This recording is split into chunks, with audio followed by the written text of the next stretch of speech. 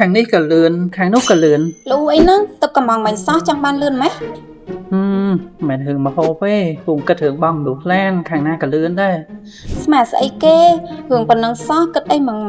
ហើយឡានឯងជិះមកហ្នឹងឯងបងមលួតាបើប្រសាទពេញខ្លួននេះឯងយកកម្ចីនៅធនាគារឯកទេសដូនពេញតែឯកសារភ្លាមអនុម័តផ្លែតហ្មងមិនធំតែលឿននេះលក្ខខណ្ឌវិញរត់តែងាយស្រួលឯកសារងាយអត់ស្មុគស្មាញទេអូមួយទៀតរំលោះដើមខ្លះឬបងផ្ដាច់មុនកំណត់អត់មានការពិន័យទេចំណុចហ្នឹងជាចំណុចពិសេសខ្លាំងហ្មងវ៉ាវលុយដល់ម៉ងឯងចាប់អារម្មណ៍អត់នេះលេខទូរស័ព្ទតាក់ទងទៅគាត់ឥឡូវបុគ្គលិកនោះហ្នឹងរូរីរ៉ាក់ទៀតណាអូខេឯងតាក់ទងទៅសិនចង់បានឡានជីដែរលោកអ្នកឈប់សាក់សើទៀតទៅបើចង់ប្រឹក្សាបងរំលោះឡានដែលលឿនរហ័សងាយស្រួលហើយឆាប់បានឡានជីតនចិត្តមាននៅធនាគារឯកទេសដូនពេញអូមួយវិញទៀតលោកអ្នកអាចតាក់ទងផ្ទាល់មកកាន់ស៊ូរូមក៏បានដែរ